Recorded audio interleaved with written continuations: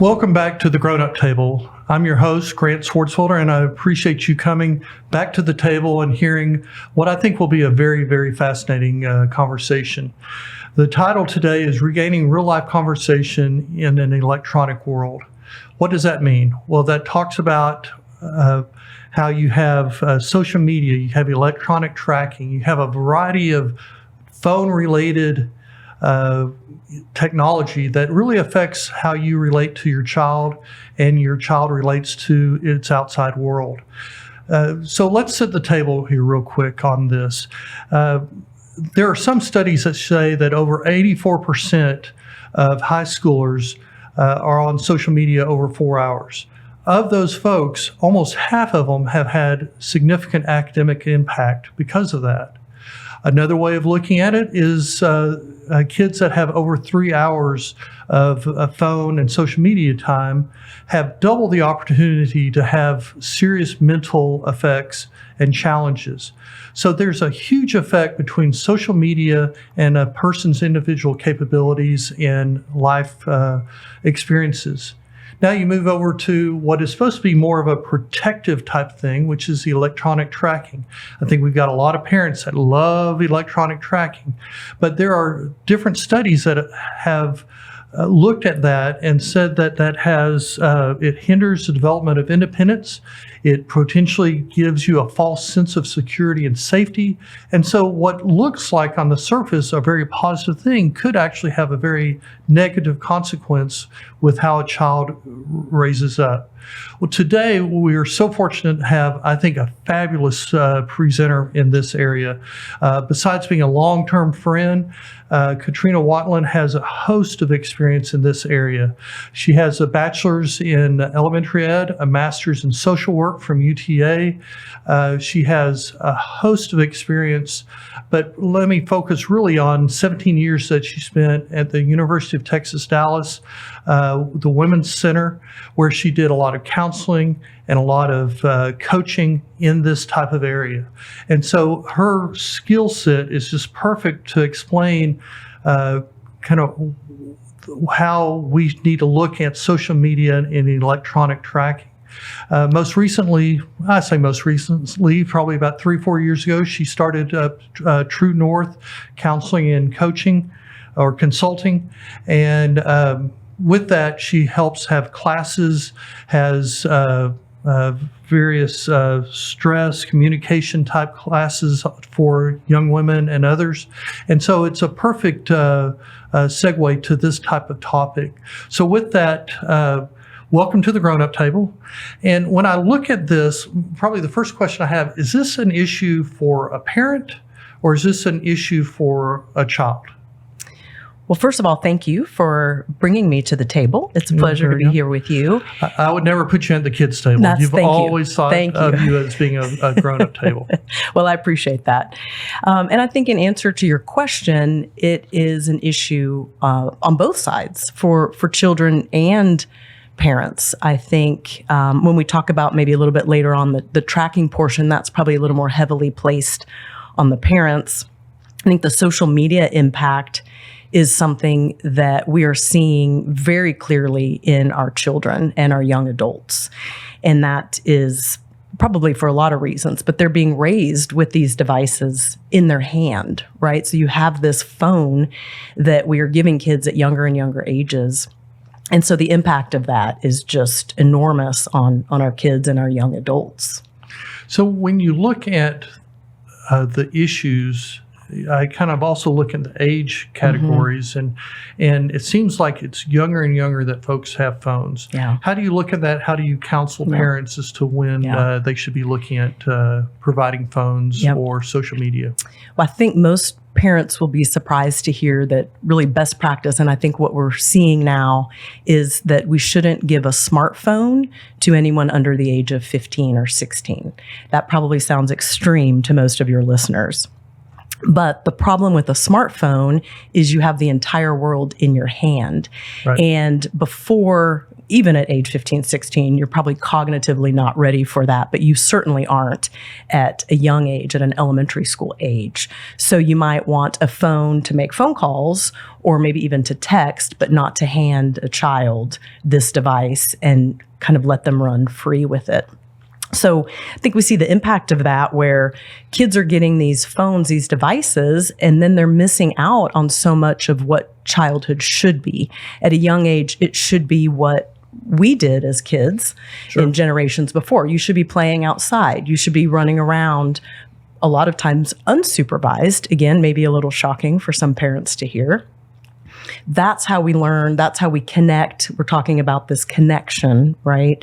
That's how we connect with people, is if we are in person with them. Social media, cell phones, any of our screened devices takes that away from our kids and from us too as grown-ups. I mean, we see that. But I think in those early developmental stages, it's so important that we are giving kids back their playtime, their free time, their unsupervised time, instead of time in front of a screen, and certainly not with social media until they're quite a bit older. Several things to unpack in those comments. Let's go back to the whole theme of the connection. Yeah. Because clearly you have connection between your play friends, but you also have it within the parents, the teachers. Let's talk about more of that connection and all the different connections that they potentially are missing out on. Yeah. Yeah. So, well, again, like you said, they're missing out on connections with all of those people, with their friends, with parents, and at school. I think a lot of times at schools, kids are on devices too, which we really need to clean that up. And I think some school districts are moving in that direction, no phones in schools, because you're missing out on the one-on-one with other students and also with teachers, coaches, whoever else, is in the building during the day. That connection that we're losing is also, I think, a little bit of that in childhood, especially. It's a little bit of that trial and error. When you're out playing with your friends, when you're not on your phone, when you're not on your device, there's so much to be learned there. How do you sort through a disagreement? How do you sort through who gets the ball? All those sort of things that seem very basic, but our kids aren't getting as much practice with that. Studies show that about how one of the biggest things that kids are missing out on is just being bored. Yes. And using that boredom to be able to be creative. Yep. And I find, like they always would say, for people like me, if you don't have your phone in the shower, and that tends to be when I have a really good idea for something. Absolutely. It's out of that boredom, that something that's not just consuming me, that I'm able to come up with a better idea. Yeah, you're exactly right. I think that's where creativity comes in. When you're bored, if you're sitting still staring at a wall, or like you said, in the shower, or you're out for a walk with no music or podcast or anything like that, unless it's this grown-up table podcast, of course. That is your exception. Yeah, that's the exception. That's when good ideas come, when creativity flows. So you're right. We're sort of stealing that from our kids as well, the gift of being bored. Kids don't know how to do that today because they'll reach for a device as soon as they feel any little itch of boredom. So I think that is a real problem. But back on this sort of connection too, teens report feeling connected to people online. So you have online relationships, online friendships, but they report feeling lonelier in real life.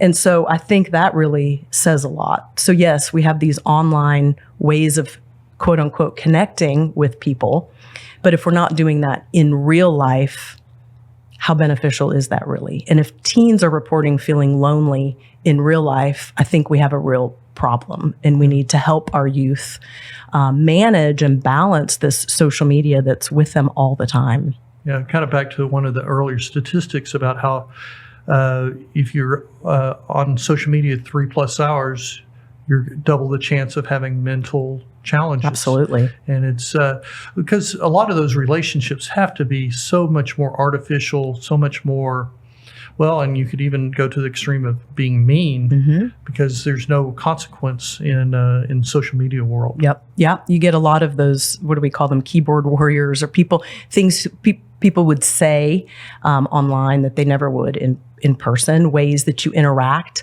in a forum that you never would if you were sitting at a table together. If you were behaving like a grown-up at a table, you wouldn't talk that way. So kids are exposed to a lot of harmful things online and in social media. Really, like you said, affects their mental health.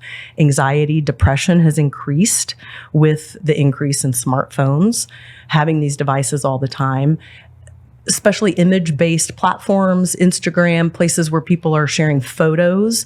That really impacts youth self-esteem. I'm comparing myself then to other people. Their life looks perfect. Their skin looks great. They got the brand named shoes or whatever. They're unboxing, or I don't even know what some of the lingo is, but they're showing their haul, I think is what it's called when you go shopping or you get things. You sound hip. Is that right? Do I sound young?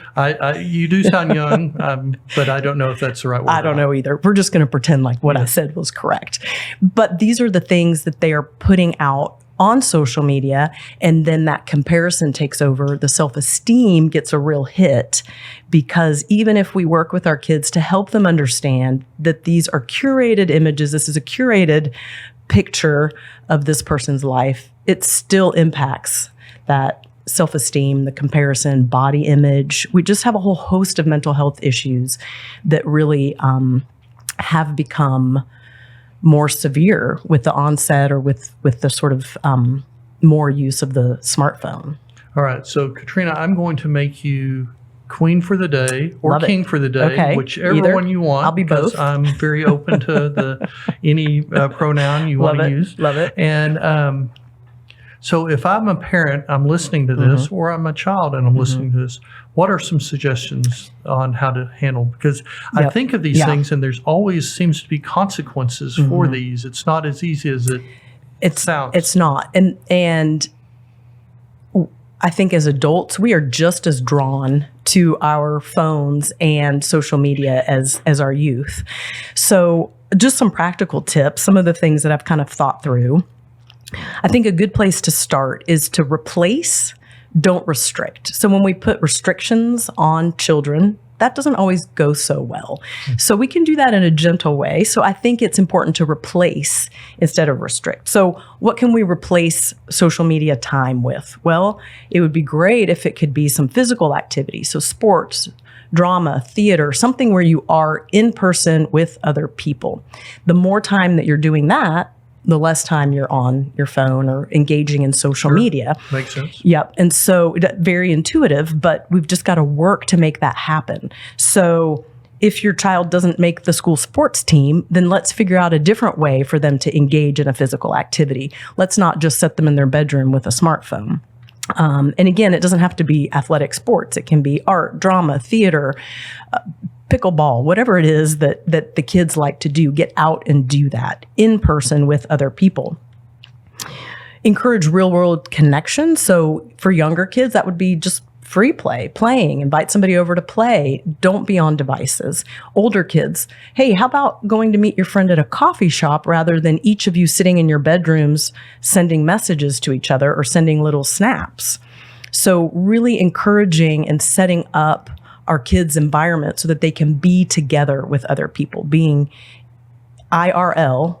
Look at how cool I am in real life. Oh, very nice. I was confused. Real time. So, this is sort of the shorthand that we all start to speak, but being in person in real life with other people, I think, is so important in helping to develop our young children and our young adults. Family time, carve out family time. We think our teens even don't really want to be with us. They do. They want to be together. Young kids, certainly. So we've got mealtime. Mealtime is a time when we all sit together and there are no phones. Ideally, you put your phone somewhere else, away from the table. All of you, adults and kids, no phones at the table. Same when you go out to eat. I think one of the things that pains me when I'm out to eat is I see a whole family of 3, 4, 5 people, all heads down, everybody's on the phone. There's no connection there. Again, back to that connection that we're talking about. There's no connection when we do that. Phones are away at mealtime.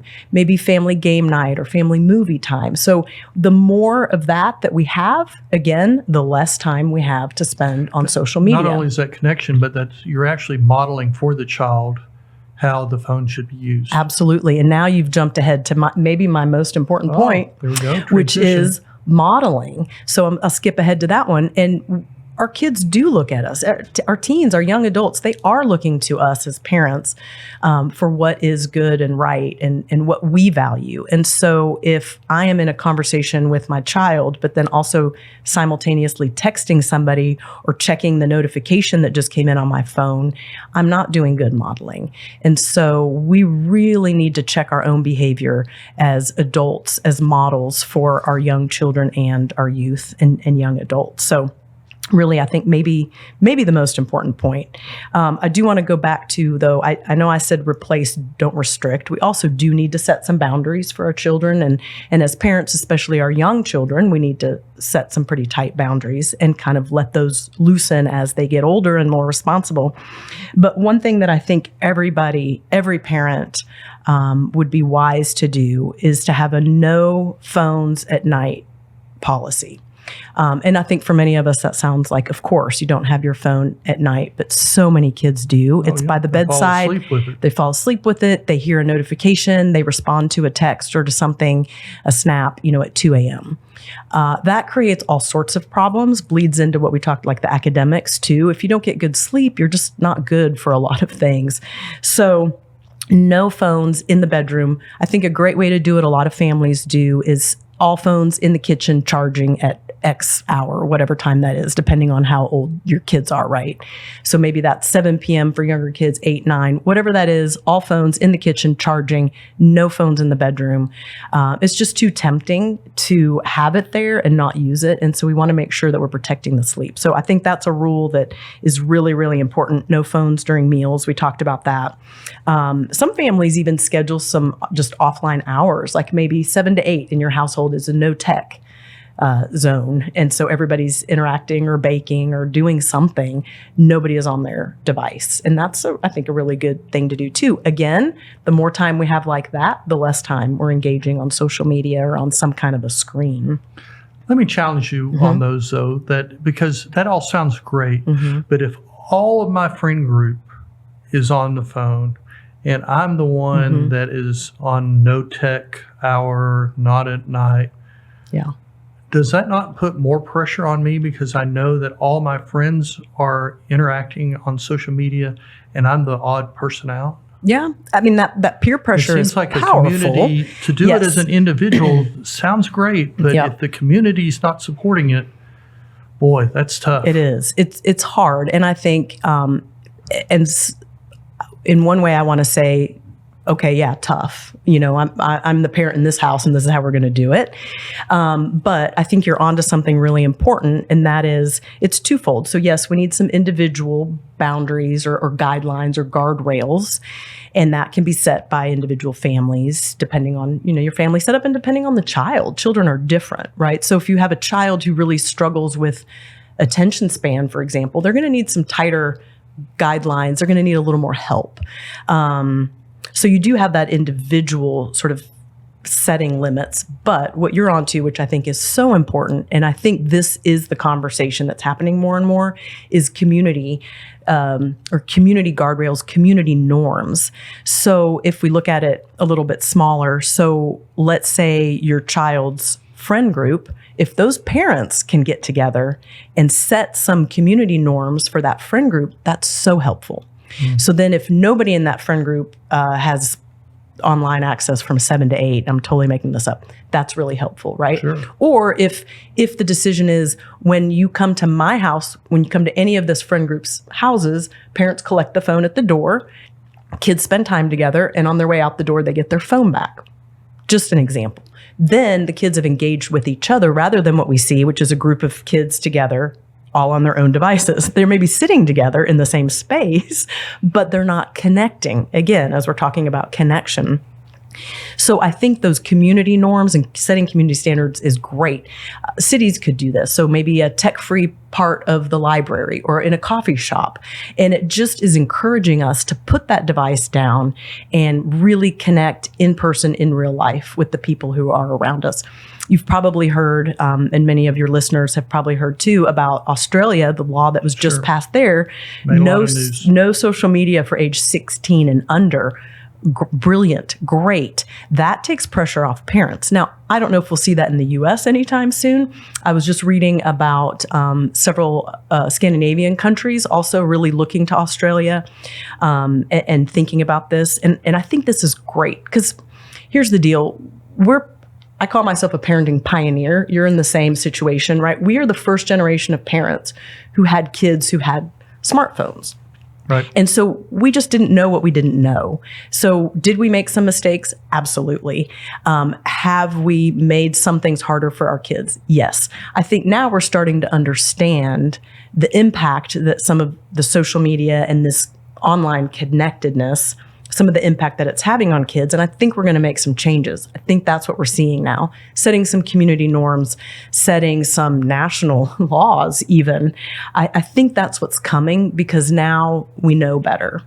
And so I hope and I think that we're moving in that direction where it will be individual boundaries as well within families, but then also these bigger community norms that I think can be so helpful in combating that peer pressure of, well, everybody's on their device and I'm the only one who's not. I think we're going to see that shifting. One of many reasons why I like you is the optimism that you bring into a conversation.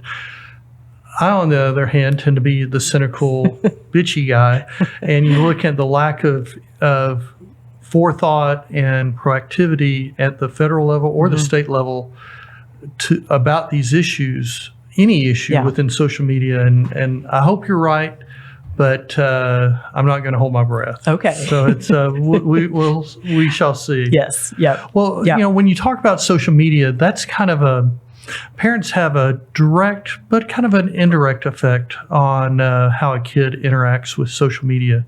When you start moving toward electronic tracking, that tends to be more of the parent deciding that it's like the helicopter mom just twisting off into the electronic world and making sure that they can follow their child no matter where they are, whenever they are. And again, like some of the social media, it sounds good in concept that you know where your child is, but it's this is kind of another example where social media has gone wild and gone to further extremes. So I want to kind of segue to that a little bit and look at, what are some rules? What are the pros and cons of kind of electronic tracking?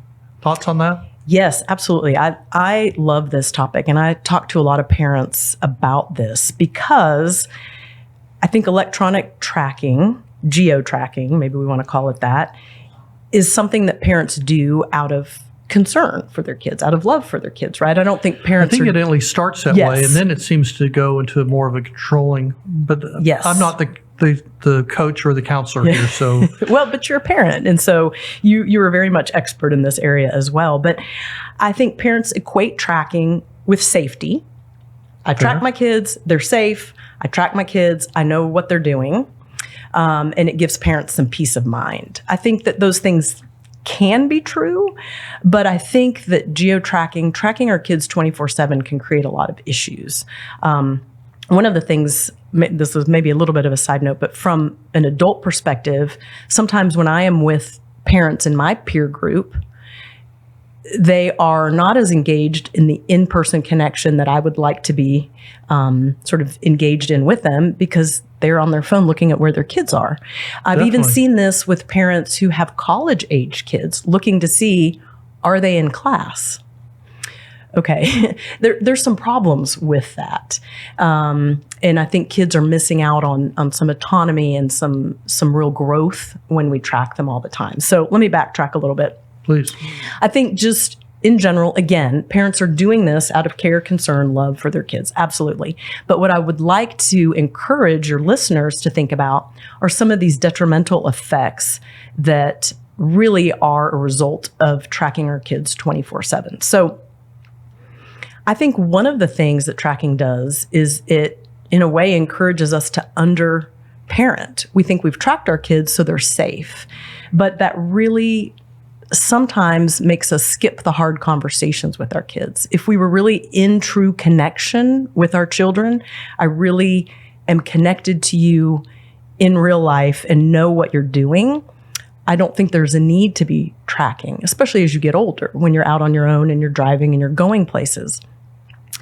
We skip hard topics like all the things that you have access to on your smartphone, which I think is the real danger. Parents, I think, track because they think there's real danger out in the real world. I think there's a lot more danger on that device that you're tracking on. So you're tracking your kid on a device that gives them the world of, I think about that's where you find cyberbullying. That's where sexual predators find children and youth, young adults. That's where children at a very young, alarmingly young age are exposed to pornography. So we're not having those conversations with our children. We're tracking them. We're keeping them safe, we think. But the real work in parenting, and I think the real work in keeping them safe, is having those conversations. What do you do when you see something online that concerns you? What do you do when someone who you think maybe is a child is asking you for a particular type of picture? What do you do if you're at a location and you feel unsafe or you feel some sort of way? We're not teaching our kids how to interact in the real world. We're just keeping them safe by checking where they are. I think another problem is that dot, that pin on the map, or however that works, whatever it is you're looking at, it tells you where your child is, but that's not always very helpful information. It doesn't tell you what they're doing, what they're engaged in. They could be at the library. Maybe the pin shows they're there. Maybe they're out back smoking weed. I don't know. So again, if you're not engaging in conversation with your children, you're just tracking them. I don't think it's telling you that much. Another concern, a real concern that I have about tracking, and I've heard this from a lot of youth, is they will leave their phone at a location where they're supposed to be and then go somewhere else because they know they're being surveilled, right? They're under surveillance. Yep. So then what happens?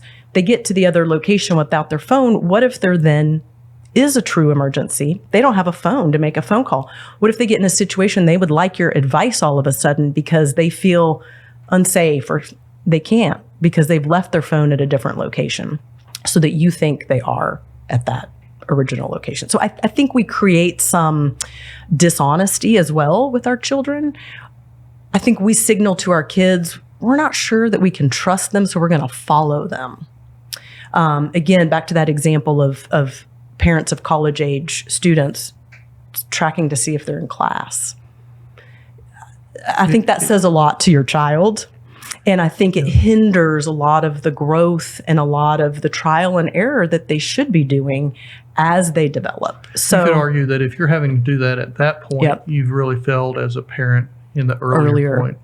Because if you haven't created the self-sufficiency and the responsibility to go to class, by the time they're 20, it's too late. It is. And what are you going to keep? Are you going to keep following them into their working world? And, they're just lessons that they haven't gotten to learn. There's trial and error that they haven't been through. We haven't let them fail. They feel like, I think they don't feel capable sometimes because that's the signal we've sent them.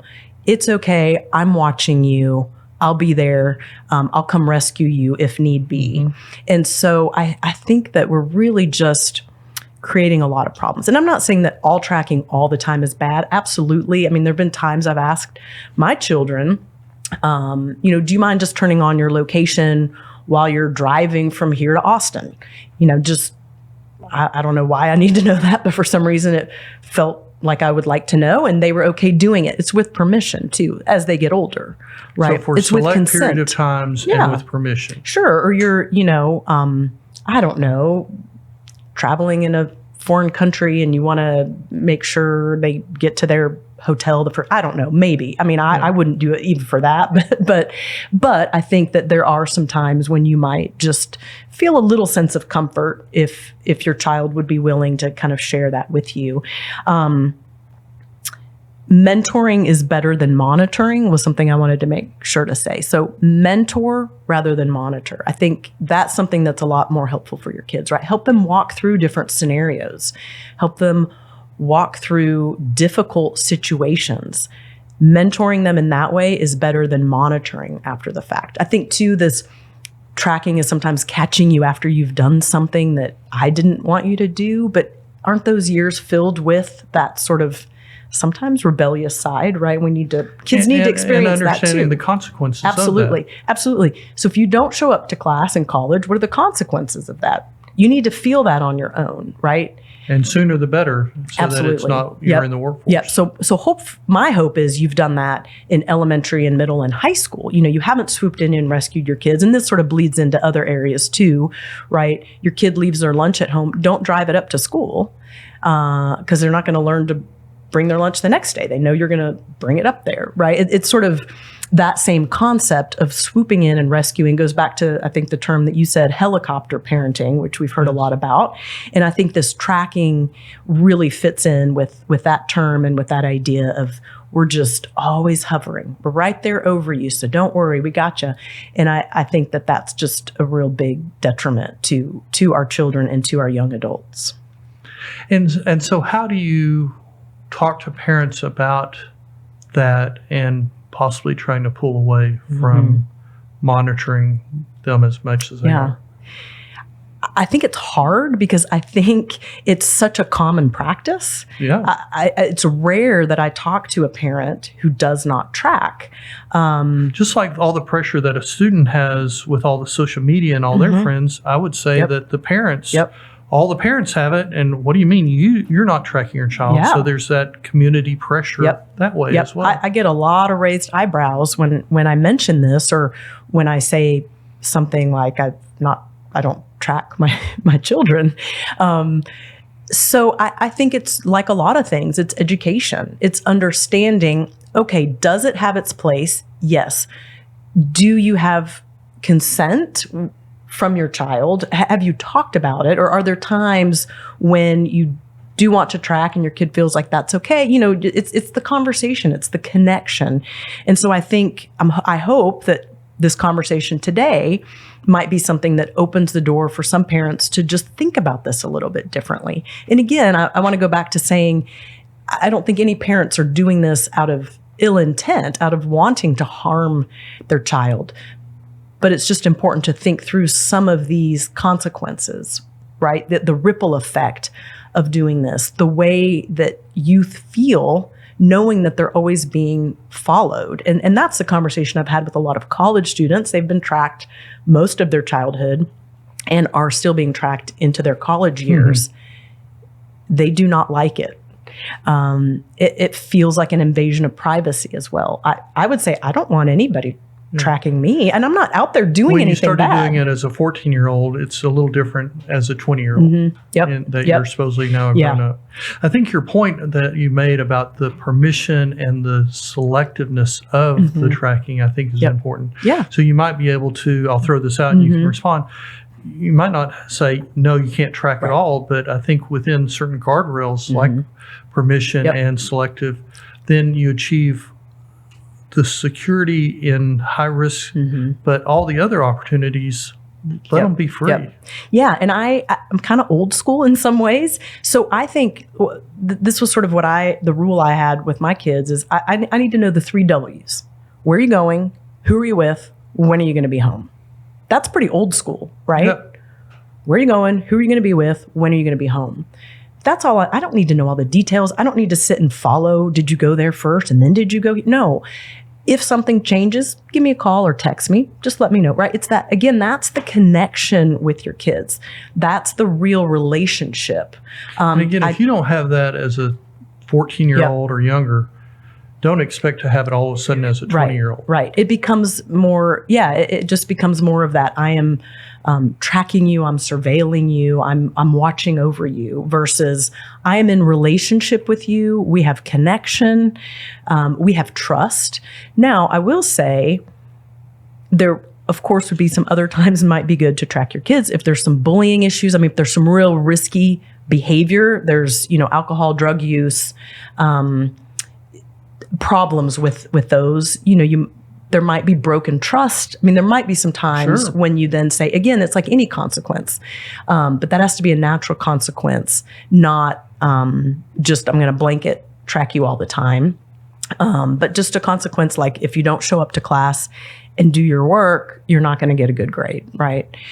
If I can't trust you if you're out, selling drugs, well, then I'm going to need to track you, right? So again, I think there are some times when we can use that. But I think too, kids who feel trusted, they behave better.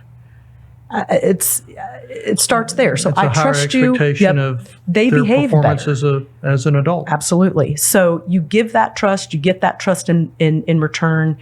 You build the connection in real life, not electronically. That would be my hope for kids and my encouragement to parents to just think about it in this way. Thank you, Katrina.